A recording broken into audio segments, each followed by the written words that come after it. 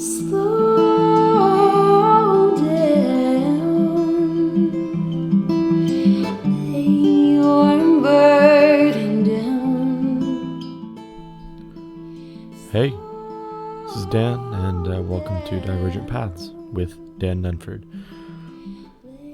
So, I got a lot of great response from last week's episode. A lot of wonderful people said a lot of wonderful things, and got a lot of sharing and spreading of the old podcast. So thank you for listening. Thank you for sharing. I really appreciate it. And yeah, it was a good episode. Thanks to the Chelsea Symphony people for making that happen. We had a great couple of concerts at the Domena Center, so it was a good week. And this week, another good week. This is the second episode of my collaboration with Dave Whitwell's Radical Brass series at Spectrum. This week's guest, is Will Lang, who is an incredible trombonist. I've been fortunate enough to play with him a couple times, and he is really a stupendous musician.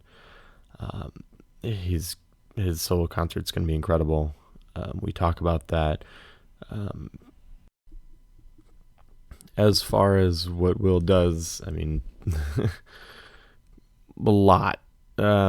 He's played with a number of, different groups. Tilt Brass, Wet Ink. He's done stuff with Bang on a Can. He has two excellent chamber groups of his own, Loadbang and the Guidonian Hand. We talk about both of those groups. And Will's another interesting thing about Will is his incredible commitment to commissioning new music, whether for his chamber groups or for his own solo career. He has a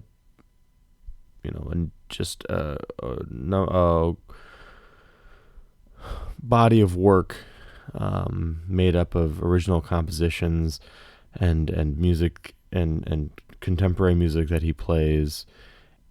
It's hard to describe everything that he does, but we talk about a lot of it. So we had a really great talk. I really enjoyed it, listening to how he approaches music and getting a little bit inside his head about how he does what he does. So I know you'll enjoy it. In addition, his concert, November 1st at Spectrum. Once again, that's 121 Ludlow Street, number 2. Please show up for it. It's going to be great. And of course, there will be more to come in Ye Old Radical Brass series. There'll be another concert in December and another one the month after, etc., etc. Yeah. And subscribe, like, follow, share, all of the podcast things. I really appreciate all the help I can get in regards to that. So, one other thing, on the end of the show today is a example or a track from Will of him performing the piece Keren by one of the titans of contemporary music, Iannis Xenakis, the incredible French/Greek composer. So stick around after the interview, listen to that, hear Will's sound. It's great. And enjoy the show. Thanks, guys. Oh, and I'm going to add one quick note, about this episode. I occasionally, I don't have a studio. I know it's surprising. I know I'm obviously raking in all of the crazy podcast money doing this, so I should have my own studio, right? Well, I don't.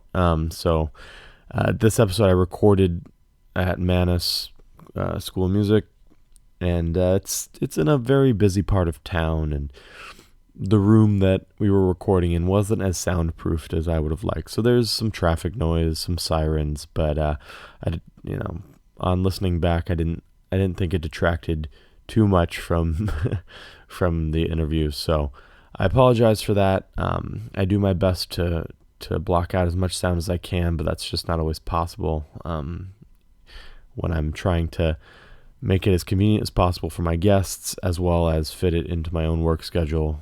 Sometimes I'm recording in some places that aren't quite as ideal, but like I said, it's a great interview. We talked about a lot of great things. So, there wasn't too much, but just note that is there. All right, thanks.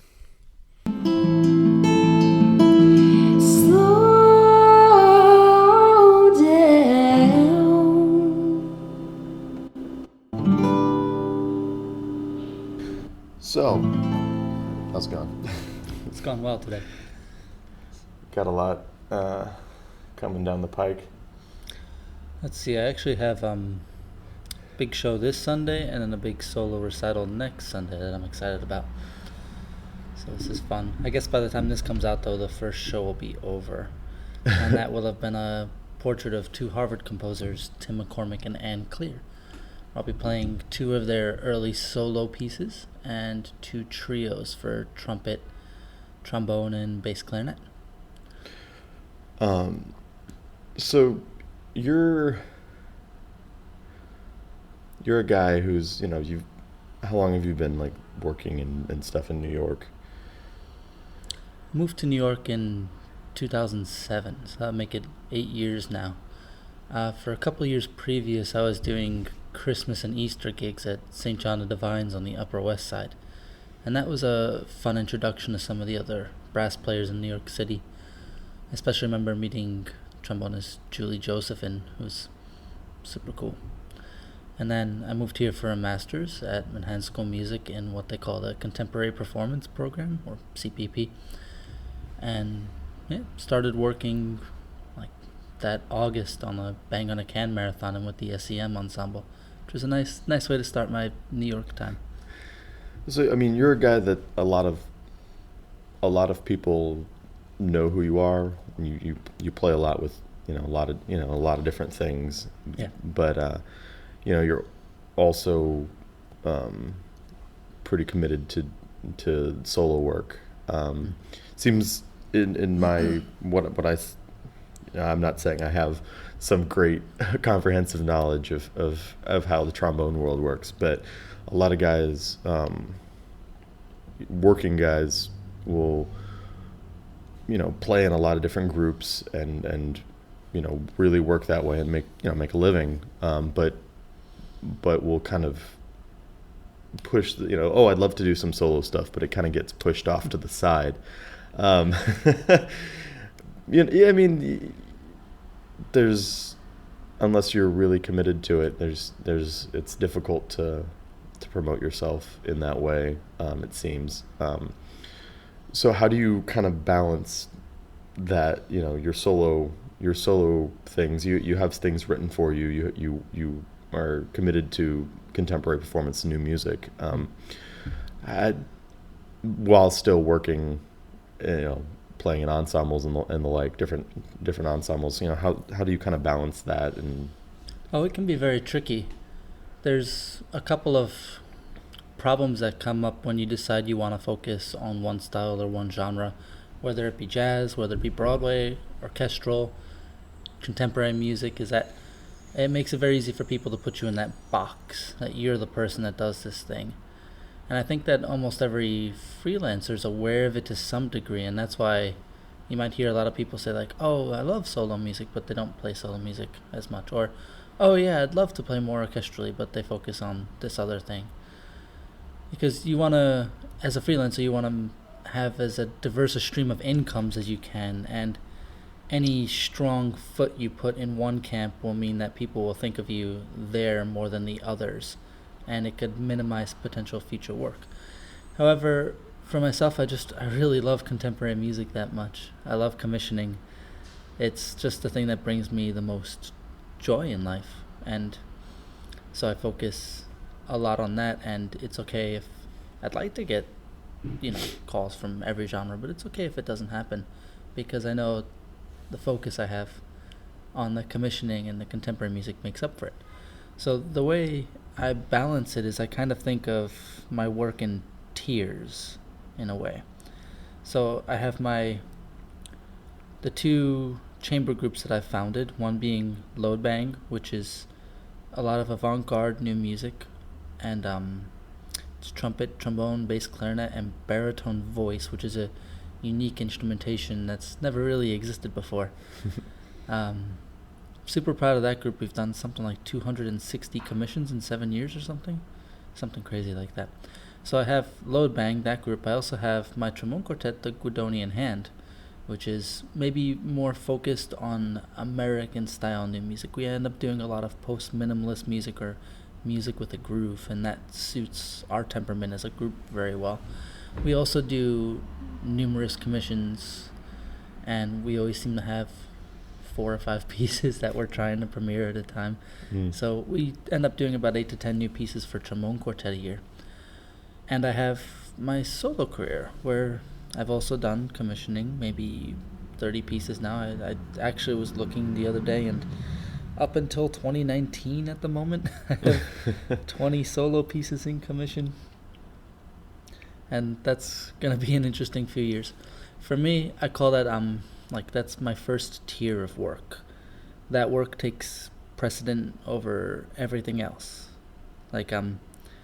If I get offered a really great gig, not too long ago I got offered a tour that would have paid, as much money as I usually make in a good month for 6 days of work. But I had a conflict with one of my group's shows, and even though it was a free show, I just had to turn down the tour. So the way I balance is I say that my groups and my solo stuff, whether it be concertos or recitals or commissioning, they are locked in. From there, I do other work that I really care about, like other ensembles in New York that play contemporary music that feel like hiring me once in a while. That's always fun. I love working with groups like Wet Ink and Argento and SEM Ensemble. And those things really tilt brass also. Those groups are all really dear to my heart and mean a lot to me and have a lot of the same goals that I do. So I kind of do them more often than not, unless there's a gig that pays a lot of money that helps me not worry about rent for a few months and helps me commission a few more pieces. And from there, it's just, I love playing orchestrally, I love playing show, I even love playing in big bands whenever I get the chance. So I balance out those gigs based on my availability and how much they pay and who I get to work with. That's a pretty diagrammatic method of looking at it, which, it's hard. Musicians tend to look at things a little less, or in a little less of an organized way. Intuitive as opposed to laid out specifically. I'm just curious. I mean, that's not always the case across the board. I mean, but you said you've been here for about 8 years, 8 years rather. And were there kind of growing pains along the way while you're trying to figure this out, or did you kind of have a set direction that you wanted to, or did it kind of grow over time? So I've always had somewhat of a set direction, and I knew I wanted to do solo music for myself.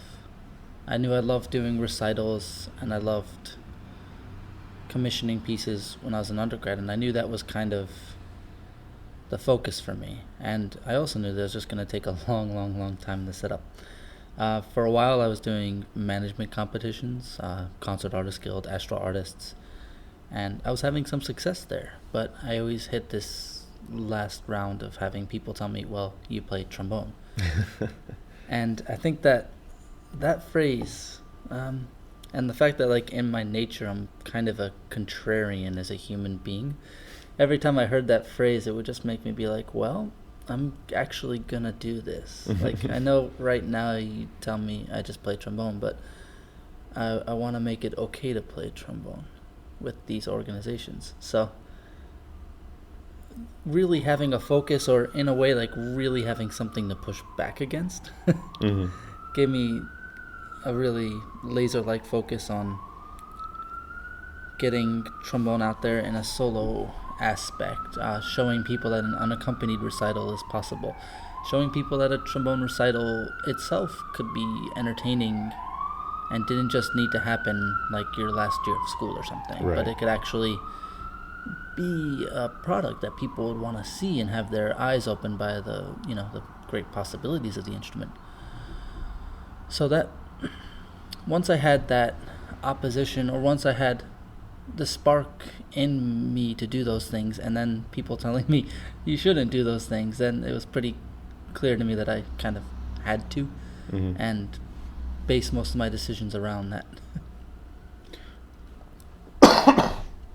So let's kind of take a step back, and where did you come from? Like, was there music in your home growing up? Were you kind of pushed in that direction? Oh, no. People who know me will get a laugh out of that question.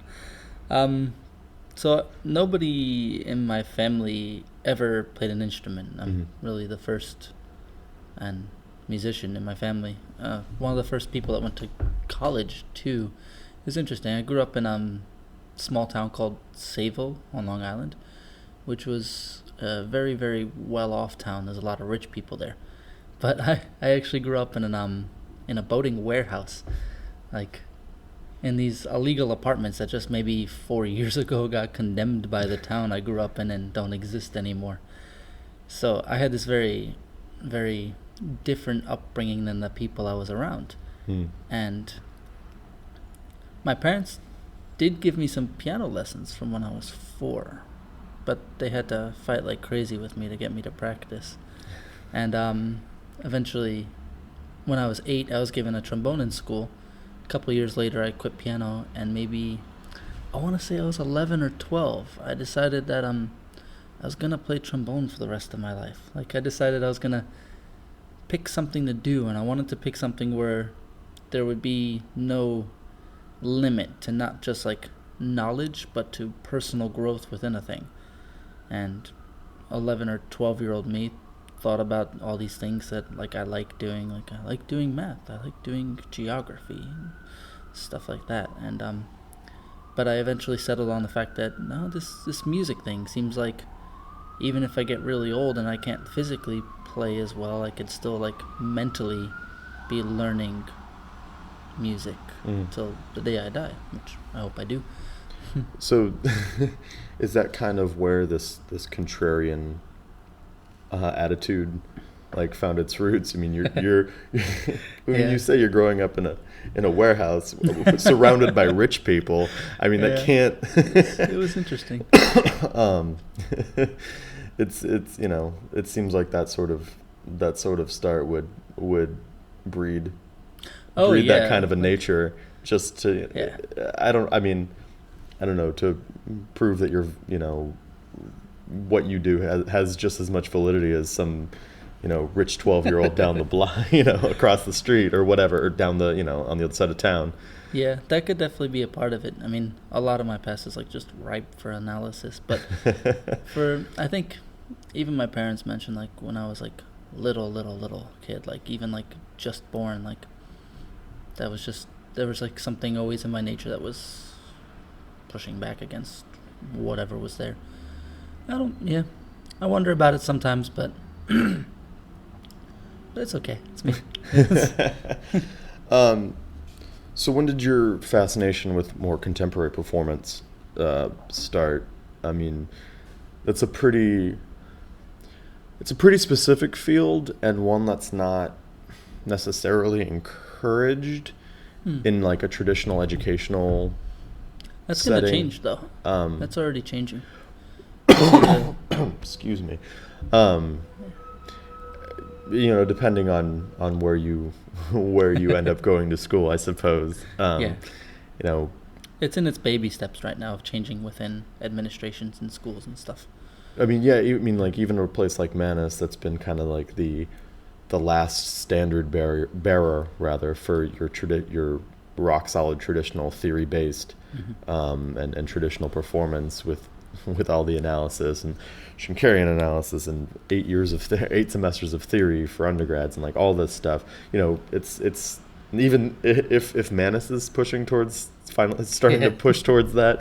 I mean, it's obvious that that's kind of the way it's going after all these years. I mean, like there's the standard bearers for the contemporary music movement that have entered even the traditional, obviously, your Cage, your Xenakis, your Barrio, like these guys who are obviously titans of this kind of direction, even in a traditional place. Yeah. Like you can't deny their importance. But excuse me.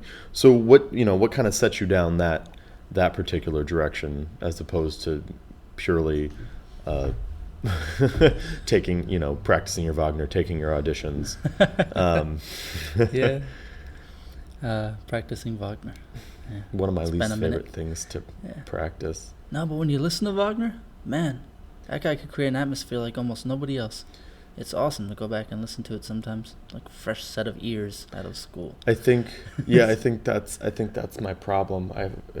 I always, whenever I'm walking down a hall somewhere and I hear a trombonist practicing Wagner, I just kind of, and this is more on me than on them because obviously you have to work on it for your classes and for everything, but I still kind of roll my eyes and like, I feel awkward because I think about when I'm practicing it, I think about violinists walking down the hall and being like, oh, there's the trombone player practicing Tannhäuser again. Or whatever. Almost got it this time. Yeah. Well, it's just taking a step back and getting our heads out of our part. And a lot of the most interesting Wagner stuff to me is when the brass aren't playing and he's just doing these shimmering string textures. And really the craftsmanship and the mood that he achieves from time to time, well, most of the time really, he's Wagner, are just really, from a musician's standpoint, just intellectually interesting. But what led me into contemporary music? And this goes back to, I can't ever tell whether it goes back to whether this is part of my nature or something else, but it goes back to somebody saying, ew, new music is dumb. It doesn't sound like anything. And I remember just thinking to myself very clear, it's like, no, it's a sound. It's structured sound. It's still music. It's actually really good. Like a minor second is a beautiful sound to me. It was like, just listen for the clashing. I was like, I never heard the clashing. I never heard the dissonance. Atonality is a terrible shorthand phrase. That's like, it's almost not a real thing. Even in like the most extreme static noise music, you can find a structure in some way. And the best composers, no matter what materials they're composing with, they almost all have like a really great and interesting mastery of form that almost can transcend the material they're using. Like I know like some Xenakis pieces, like if you took out his sound world and put in like a diatonic Mozartian sound world or something, it would still, the form of it would be really interesting. So I remember thinking to myself, like, no, this music's really beautiful. And then I got to college and I was pushing myself to do recitals because it just was fun for me. For me, it was the moments in orchestral playing, the highs are so high when you're a brass player because you have, this mass of forces and you're part of this big, giant community of people creating this exciting sound. But the 30 minutes you sit on stage not doing anything and trying not to fall asleep, even when you're listening to masterworks, is not as exciting for me. So I was doing recitals because I worked hard. I practiced hard, and I wanted to play rather than sit.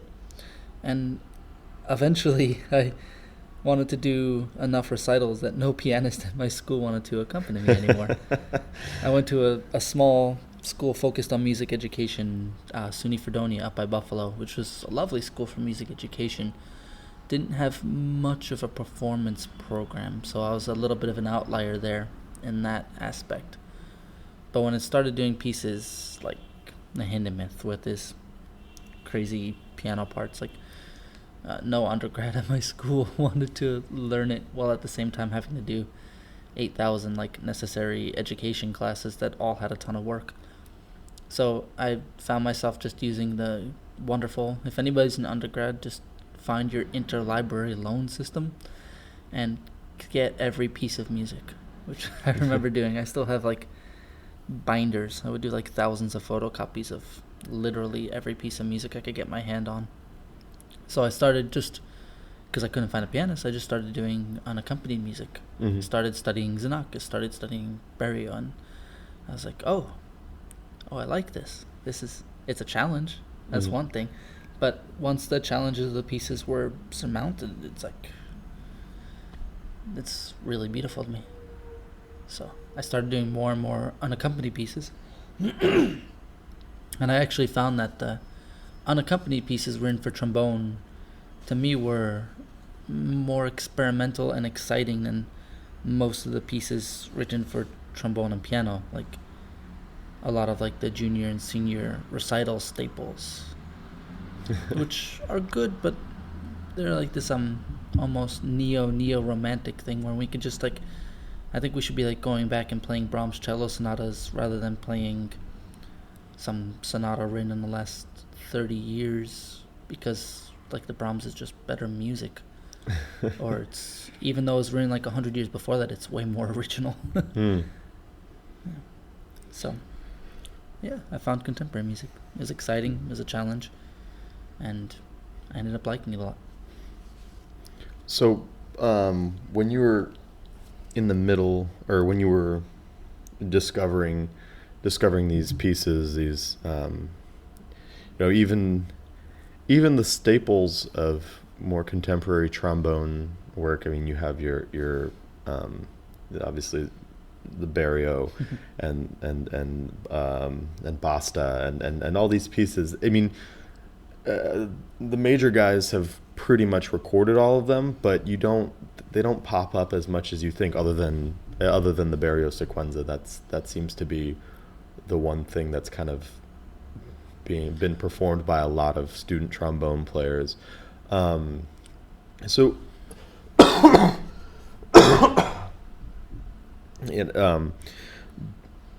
I forgot where I was going with that. So The frequency of these pieces being played.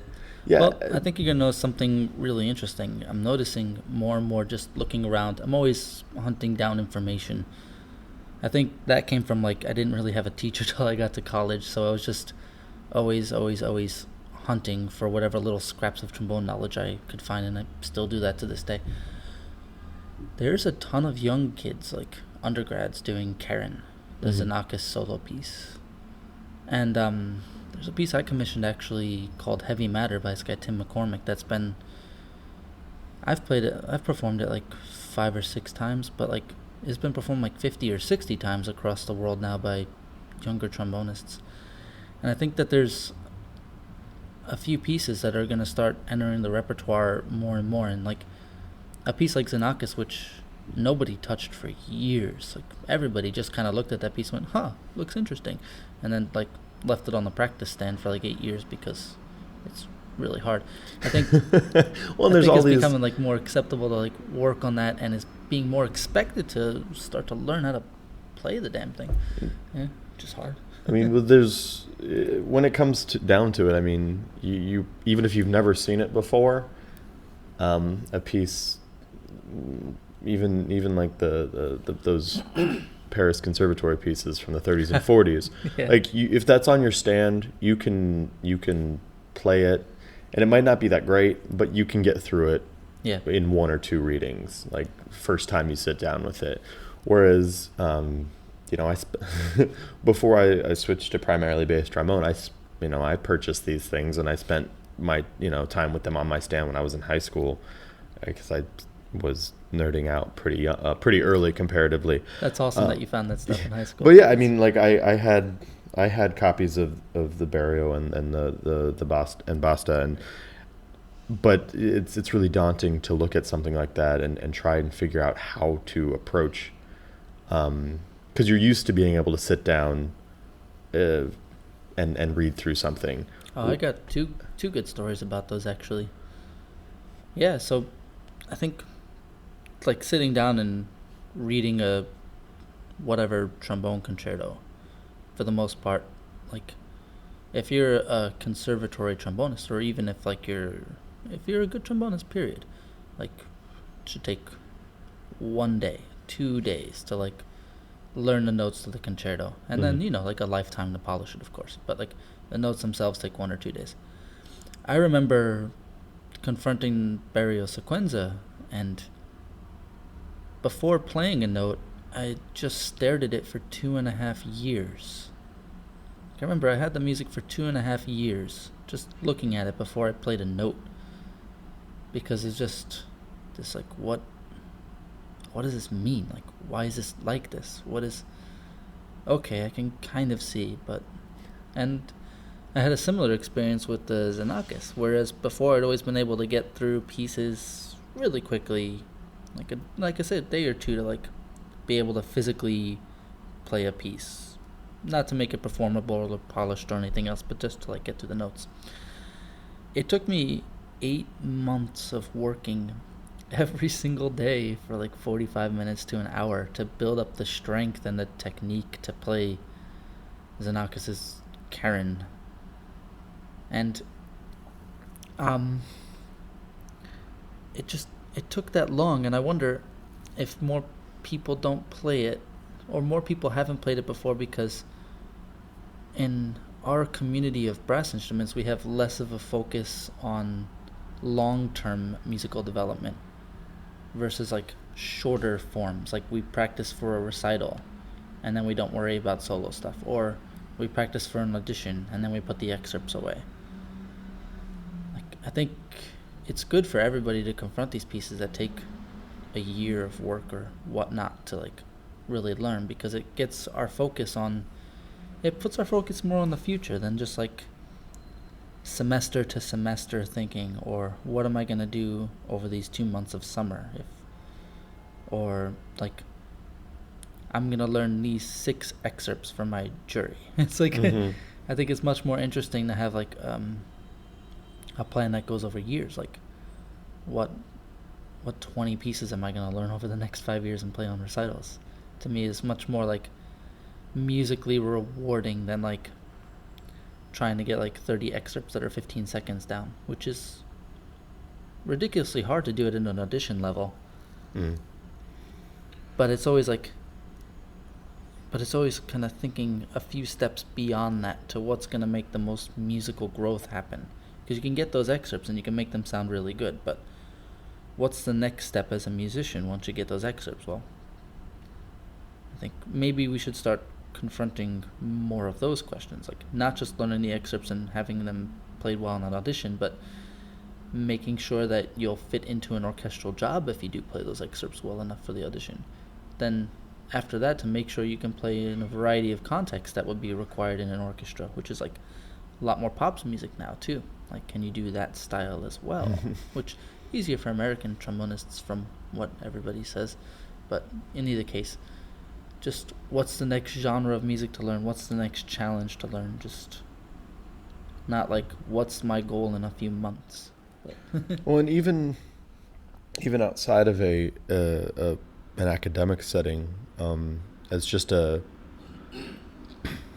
like working musician, there's an emphasis, a pretty big emphasis on being able to, in a short time period. I mean, if you're playing with an orchestra, you're probably not gonna have more than a week. If you're getting called in, you're probably not gonna have more than a week of rehearsal before a concert, or sometimes you get called in and you have to sit down that day and just do it. So you're encouraged to have yourself at a level where you can sit down and do something in a, very, even more short term than a couple months for a recital. We're talking like a week or a few days, and sometimes I find myself worrying about the losing that long view of myself, or anyone else, losing that long view of yourself as a musician. Yeah, you can set goals, but are you actively working towards achieving them? Kind of a thing. Yeah. And so like you talking about that kind of it's a good reminder that even if you're getting called in today and to play with an orchestra tomorrow, like sure you should be able to do that, but there's also there's more stuff down the line that you have to think about. Well, I'm actually going to say I think thinking on the long term helps the short term even more. All the big recording sessions I've done, you just show up and that's your first time seeing the music. Like you have to play it like 5 minutes later. But I know that because I've put so much work into so many pieces and some excuse me, some really, really hard pieces, that it makes sight reading and stuff at the session even easier.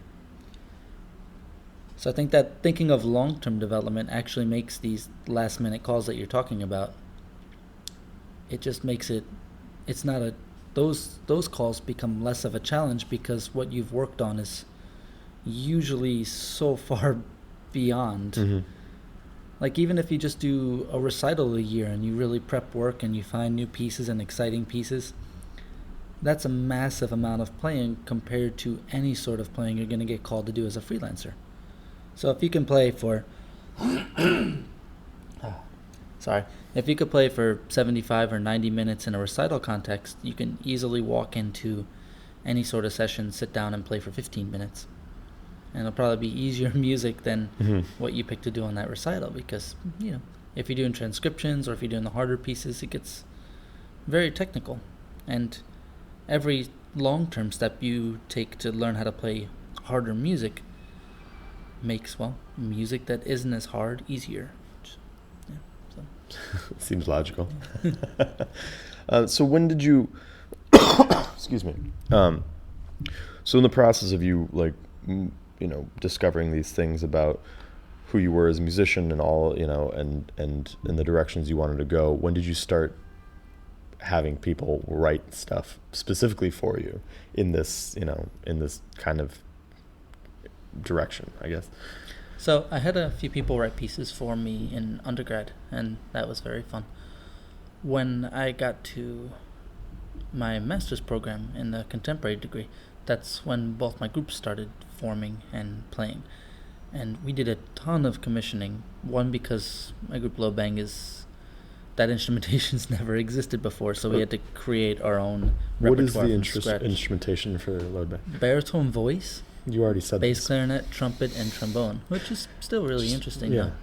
So we got very involved in commissioning, and I started to see the process of it on a larger scale. And I put a lot of focus into my groups for the first few years, and performing kind of the standard avant-garde solo trombone rep.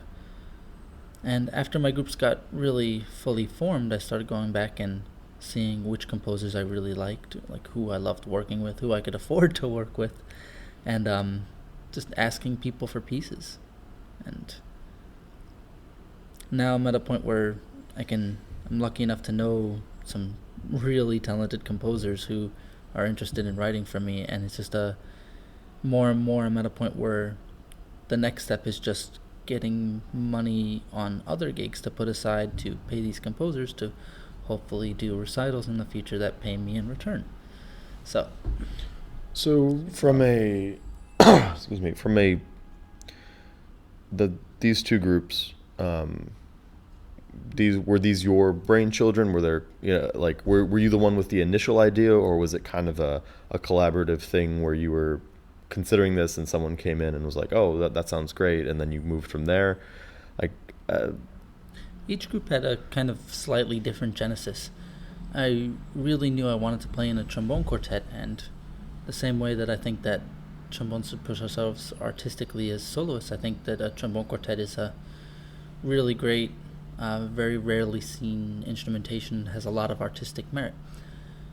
So with that group, I just pulled together reading sessions with a lot of other trombonists I was in school with, and some combinations of people worked, some combinations of people didn't work. It was interesting to see who got along, and it was a good way to meet a lot of people. But one day I had one of these sessions, and it was a group of people that just really clicked. And we all got along, and we decided to do some recitals together. And it really became a group, not from just pulling together reading sessions, but from everybody kind of buying in and saying, okay, we're going to work together. And that's the best part about it, is when it's not just one person that starts a group and kind of makes everybody follow, because I couldn't do that.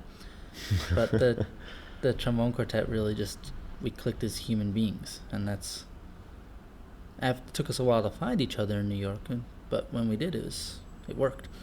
Loadbang had a really interesting start to it, in that we were all just really good friends through our master's program. Like, we had a very small, contained master's program. We were in the first year of this contemporary performance program at Manhattan School.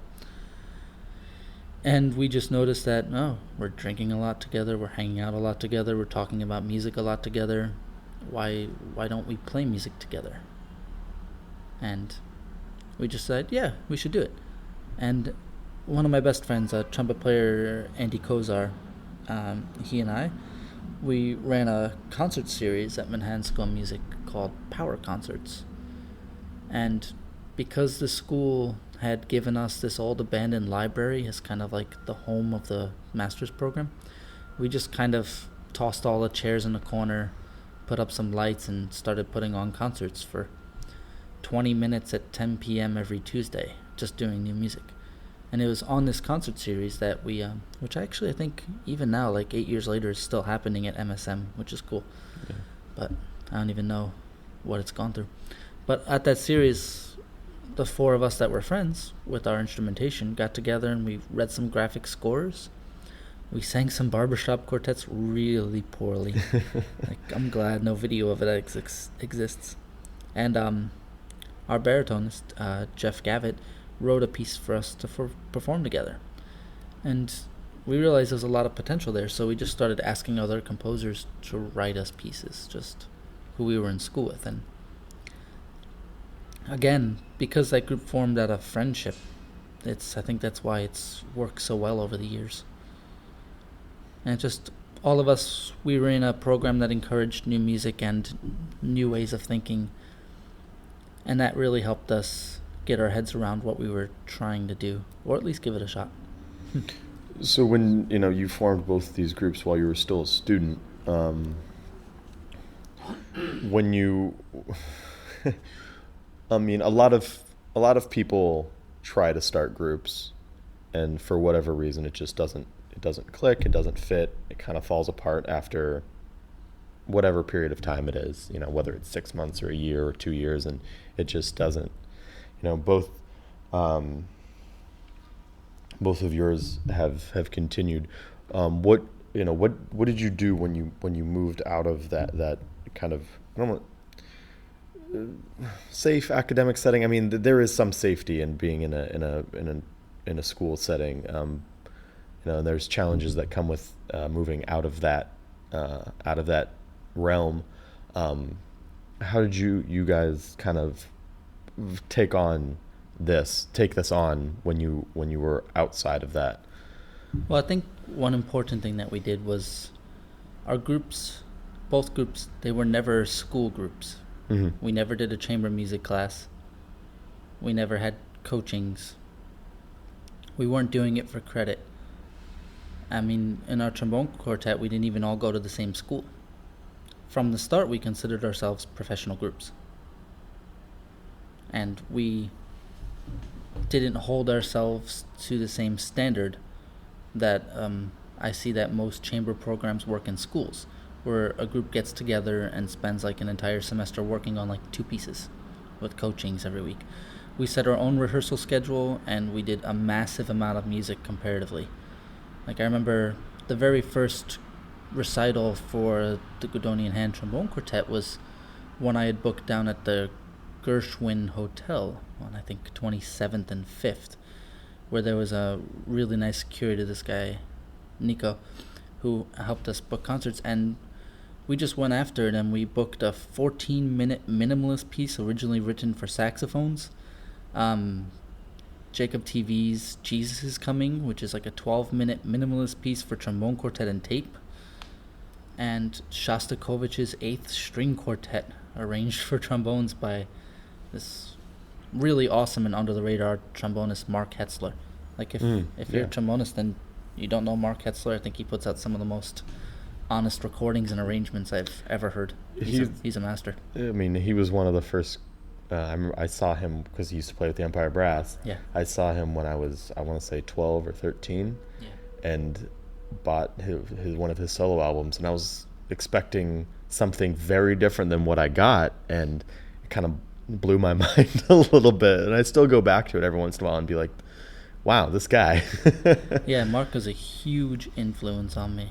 I can't overstate enough. Is maybe him and Christian Lindbergh were really the two trombonists that formed a lot of my concepts of who I am as not just a trombonist, but like as an artist. Because I think, oh yeah, that's another thing of mine. I think we should start in the brass community thinking of ourselves as artists.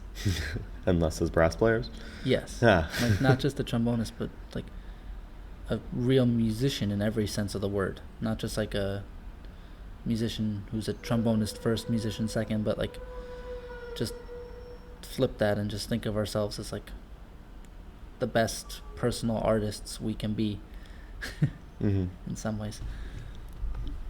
So, what point we were just at a Sorry, point, we got a little sidetracked. Yeah. Because Mark Hetzler is awesome. Yeah, you know, it's excuse me. We were just talking about like the process of pushing your groups, Yeah. you know, in a professional setting, you know, and it. While I'm sure there were dry spells and there were bumps along the way, I mean, it worked. What you guys did ended up working. Yeah. You know? Well, you know, the only time you'll have a really big dry spell is if like you decide to. We have to learn the business as well a lot increasingly in this day and age, and there's always concerts you can do. They might not make money, especially for the first 2 or 3 years. Like if you're just starting a chamber ensemble, just think like year 5 you'll start to break even and make some money. That's why, again, long-term thinking. Like Mm-hmm. you can't. There's a few people who get away with it, but it's very rare. But for the most part, for a chamber group, you just gotta like put the time in. And same like that with the freelancing career. Like especially in New York, 5 years is like the minimum before you start to like pay rent and start to put like savings aside. Mm. And again, there's always like the exceptions that get something nice off the bat or are just that good or that lucky. But for the most part, and with the chamber group, like get it out of school as soon as possible if this is what you want to do. Like, because being a school ensemble or just doing like chamber music coachings through your school, it's like it's really beneficial, but you need to be thinking of yourselves as professionals as soon as possible and learning what that means. Learning how to send press releases and get in touch with contractors and hunting down concert series. One thing that both our groups do is we follow chamber groups that are more successful than us, and we look at where they're playing and it's like, oh, let's send them an email. If it doesn't work now, maybe in 2 or 3 years they'll be interested in us. And again, it's that emphasis on the long-term planning of it. And you also need to make sure that you get along. And when your groups start getting some success, like making sure that it's a priority for everybody. Because the smaller the group, the easier it is for everybody to kind of be together. The larger the group, the easier it is to get subs once in a while. But when you're a quartet or a quintet, which is a lot of what I focus on, like you really need to have people who work together and are also willing to sacrifice something of their freelance careers if they're going to stay in the same city, because you really do have to stay in the same city. Yeah, there just needs to be like thought and commitment, which can be very hard when you want to pay bills and you have to turn down like a really great gig to do like a recital that pays like $30 a person if you're lucky. But that's part of it. In the long term, I think it's more rewarding, and I think that as musicians nowadays in New York especially, I feel this, having control over something in your own life or having a project you believe in can be very beneficial just to like mental health sometimes when things get slow, like because there's always a couple of times a year where work's going to get slow, and if you have a group or if you have a project or something you believe in, you can be using that time productively towards your group rather than just sitting around being like, nobody's calling, I'm sad. This way you can have just a touch more control over your own career. Right.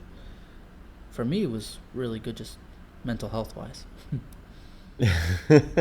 Well, and sometimes as a trombonist, you might have a stretch where you're playing a lot of things that, for the money that you don't necessarily like, or that happens. It's you do stuff, but like having that artistic outlet, you're like you said, artistic health, mental health. So I'm curious, when it comes to contemporary music and unusual instrumentations, unusual performance styles, there sometimes with there can be, if you're dealing with an audience that's used to more traditional structures or traditional harmonies or there can be an issue sometimes with accessibility. I'm just curious about how you approach interacting with an audience musically. Love interacting with an audience because it's a skill. It's something we have to work on. And even if you're doing something weird or different that they're not used to, like your audience interaction can bring them into what you're doing, as opposed to just being like, well, here's this, deal with it or don't deal with it. No, that's exactly right. If you have a smile and an explanation and a reason and a story, you can play anything for any audience and they will listen. They might not like it, but if you get them invested in something else other than the music, then they will be so much more receptive when you do start playing than you would believe. I've played some of the most ridiculous advanced music I can for some of like the oldest audiences, and if you go up there and you just present yourself as a warm and friendly person and smile and make a joke or two, explain what they're going to hear, tell a story about how this piece came into being, give them something, they'll repay you. Mm-hmm. Like people need a reason to try something new. And I think a lot of the time as musicians we just expect that people are going to listen. And when you're playing Beethoven, when you're playing Brahms, when you're playing Mozart, you can reasonably expect that somebody's going to listen to you because these things are very culturally appropriate and they're kind of bulletproof. But we need to be aware of who our audiences are and where they're at and what they're used to and what they need. Like, the more that you can anticipate what your audience needs to get into a piece, the more that piece will be successful, and the more that your audience will go home, even if they can't hum a tune or like whistle something, or even if they like, oh, I like that piece but I can't dance to it. It's okay because you had something else to give them. You had yourself. And if you can share parts of yourself, if you could tell them the story, like, I met this composer, he came up to me out of nowhere, I listened to some of his pieces, I loved it, and then we decided to work together and we found this really cool thing, we found this cool sound, we collaborated a lot. Once you start talking about that stuff, the audience has so much more of a reason to listen and be invested, not just in the music, but in your story. And especially with the more advanced or contemporary or avant-garde, the music it's like any other advanced art form. People crave context. So it's just giving them a context, giving them a reason to say, oh, I understand what I'm hearing now, or, oh, I understand where it's saying, or, oh, like, this performer was, like, very nice about it. Like, he included us. He didn't just say, like, why didn't you like my piece? But he's like, yeah, you might not like it, but it's something I believe in. Mm-hmm. Just saying those two things to an audience will automatically, like, make your reception about a piece, like, greater than before. So, like, I think we can trust our audiences more, but we can trust them more if we earn that trust through our own presence and through our own communication. So learning how to communicate better and better over time is a goal I think we should all be thinking about, especially as performing artists, because our medium is communication through sound, and it's not just our instruments, but it's our talking. It's also our body language, and it's also a plethora of other things, because we're part actors, we're part craftsmen, we're part artists. Like, it's all gotta come together. Well, especially when you're doing solo stuff. Yeah, there's so much more than just what happens when you have the horn on your face. Yeah. So let's talk a little bit about what you're working on right now. So you have, like, this, our talking is part of working with this series at Spectrum. You're doing a solo concert. You have some other things going on right now. So let's just talk about, like, what you're working on soloistically at the moment. What direction are you kind of poking around, let's say, these few months as you've been working? These few months. Well, first, a big thanks to Dave Whitwell for inviting me to be part of his series at Spectrum. I really appreciate the opportunity to be presented on a recital in New York. So much of the time it's just trying to talk your way into a show, that for somebody to say, hey, I want you to play, it's really cool when that happens. But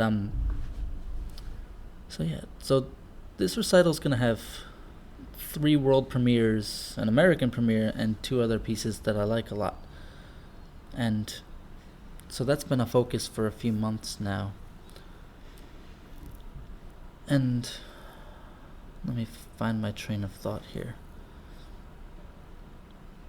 Yeah, so I have these pieces, and I think that the repertoire of the new pieces is going to be very strong. The world premieres are going to be from Jeremy Howard Beck. It's going to be the first part of a larger piece he's writing for me for multiphonic trombone. There's also a new solo suite of pieces by Jay Villeneuve for alto trombone. Jay's worked very closely with Dave Whitwell and myself over a few years now in a variety of projects, and I've always been impressed by what he's done, so I asked him for a solo alto piece. We got together, did some ideas, and he came back with a 4-movement EP, which is actually, it's called an EP, of these crazy techniques, with each movement being radically different than the one before it. And then there'll also be, I was in Ostrava in the Czech Republic this summer, and I met a composer there named Peter Bakla. Very interesting guy, very well thought. And he told me he had written a solo trombone piece years before and given it to a performer, and the performer was just like, this is hard, and never played it live. So he recorded it for him, but never played it live. So I found this really underrated gem of a piece called Slide Series, which I'll be doing the world premiere of the performed version of the piece. I'm looking forward to that a lot. While I was in Ostrava also, I have been working with a younger composer who's currently in Manhattan School of Music. His name's Eli Greenhoe. Last year I went and did a compositional masterclass at Manhattan School, and I invited any of the composers to give me a sketch to read. Eli came in with this 2-minute sketch, which was really well written and exciting to play. And I talked to him about, let's continue this collaboration. And a few months later, he came back with a 9-minute, 15-minute piece. 9-movement, 15-minute piece, which I then had to learn. But I had a great time doing the premiere of it in the Czech Republic at Ostrava again this last summer, and I'll be really happy to be doing the American premiere of it this upcoming Sunday. Yeah, it's a really cool piece that does one of the more interesting things I can think of doing on trombone, which is making a note come out of a true niente, in much the same way a clarinet does. Mm-hmm. A clarinet does. And so I'm looking forward to playing that in such an intimate space as Spectrum, where everybody will be able to hear it really well. Everyone's right up on you. Yeah. And to round out that program, I'll be doing a piece that was written for me by Tim McCormick called Heavy Matter, which is really great, like all-encompassing world of a piece. That's part of his series of solo pieces called Something Matter for various instruments. And this is the one that you mentioned has been performed, has gotten more and more performed over the past few years. Yeah, I'm really proud of that one. It's been done by a lot of people. I think the composer was just telling me the other day it's his most performed work now or something, which is cool because he gets played a lot because his music's good. So it's nice. Who knows? It could be like a 21st century sequenza or something like that down the road. Who knows? That would be really cool. And then I'll also be doing a piece that wasn't written for me but was just given to me as a call for scores winner for a program for a series in Boston, and by this composer based in Chicago named Dave Reminick. It's called like Comma 8, Comma 1, which I think is after old Atari programming, which is it's a super fun work that does these techniques that it took me a long time to master, these techniques of like alternating playing and singing really fast, or like an entire movement's just almost no played notes. It's just inhales and exhales and tongue rams as techniques with like maybe like 7 played notes or something like that, or 10 played notes. Yeah, so it's an exciting, diverse program. And after that, I'm going to be taking some of those pieces, repeating them through the year. I'm working on some pieces for trombone and electronics to do a mostly trombone and electronics recital. And I'm also slowly but surely gathering commissions, gathering new solo pieces, working with people, putting aside money to pay them, because I'm at a point in my life, and the composers I'm commissioning are at a point in their life where they need to be getting paid money because they're really great and they deserve it. So as more and more of those pieces come in, I'll be setting up recitals based around them. So just one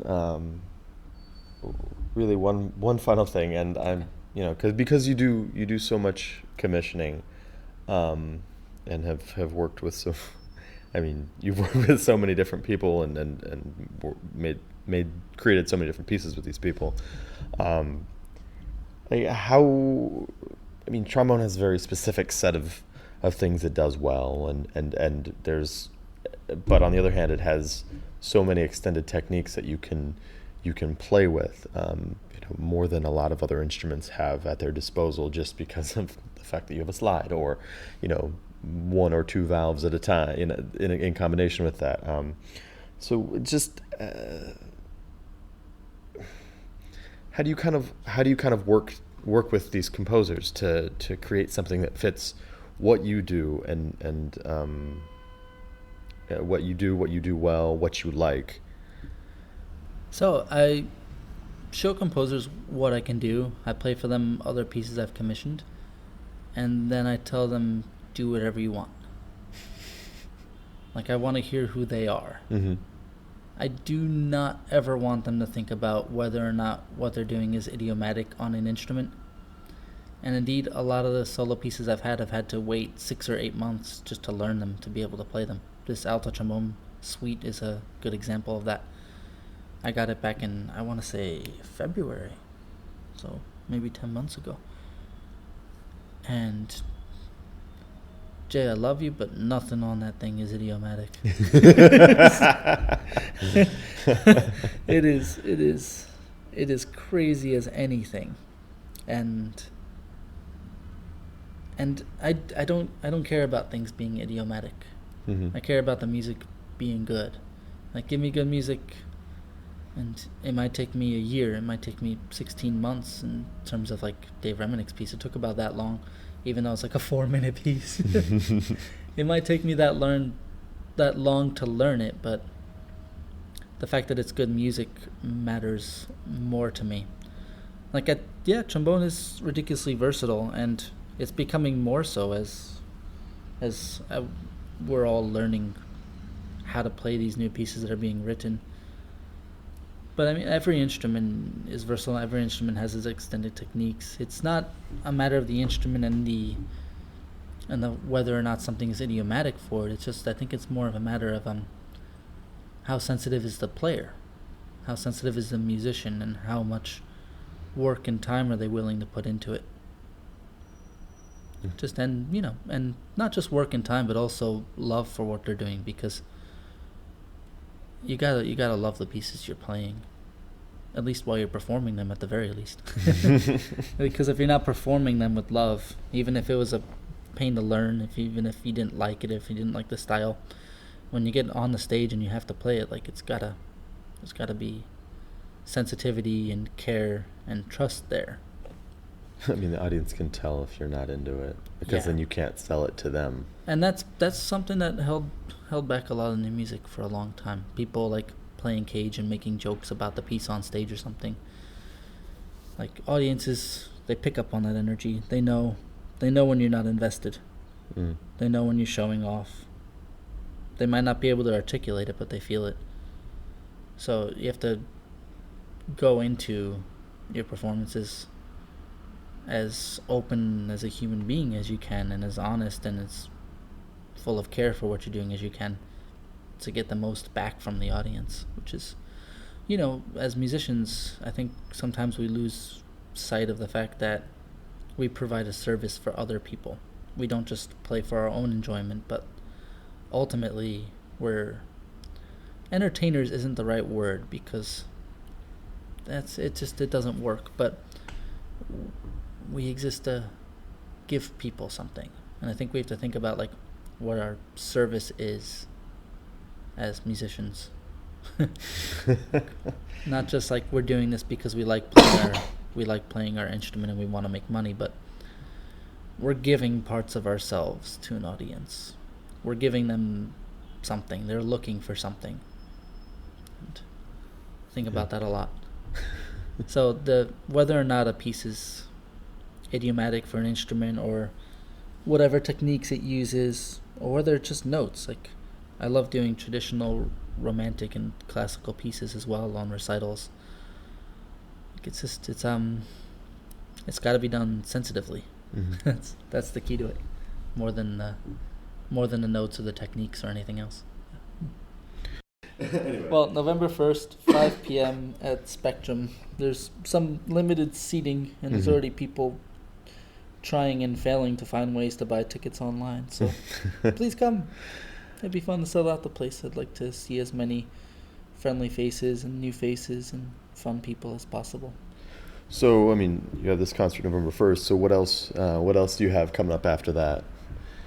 I have a couple of shows on this guitarist Nick Didkovsky's residency at the Stone.